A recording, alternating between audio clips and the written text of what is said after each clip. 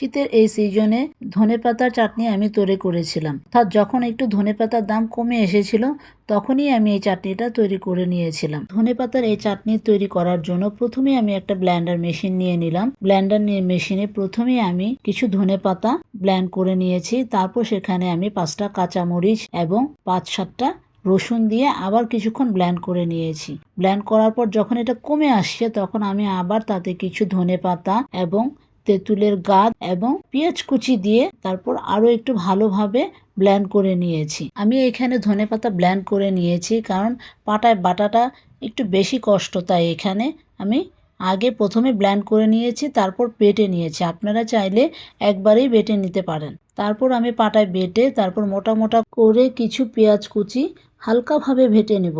তারপর এখানে আমি পরিমাণ মতো লবণ এবং সরিষার তেল দিয়ে একটু মাখিয়ে নিব। আর মাখিয়ে নিলেই তৈরি হয়ে গেল আমার আজ ধনেপাতার চাটনি। আমি এখানে ধনেপাতা অনেক বেশি ব্লেন্ড করে রেখে ফেলেছিলাম, তাই আমি কিছুটা সাইডে রেখে দিয়েছি। সেটা আমি ফ্রিজে রেখে দিব। কিছুদিন পরে আবার সেটাকে আমি পেঁয়াজ কুচি এবং লবণ ও তেল দিয়ে মাখিয়ে আবার গরম গরম ভাতের সাথে খাওয়া যাবে, সেই জন্য রেখে দিয়েছি। আপনাদের কাছে যদি আমার এই ধনেপাতার চাটনি তৈরি করার পদ্ধতিটি ভালো লেগে থাকে তাহলে লাইক, কমেন্ট ও ফলো দিয়ে রাখবেন এবং নতুন নতুন রেসিপি পেতে আমার ইউটিউব চ্যানেলটিও সাবস্ক্রাইব করে রাখবেন। ধন্যবাদ।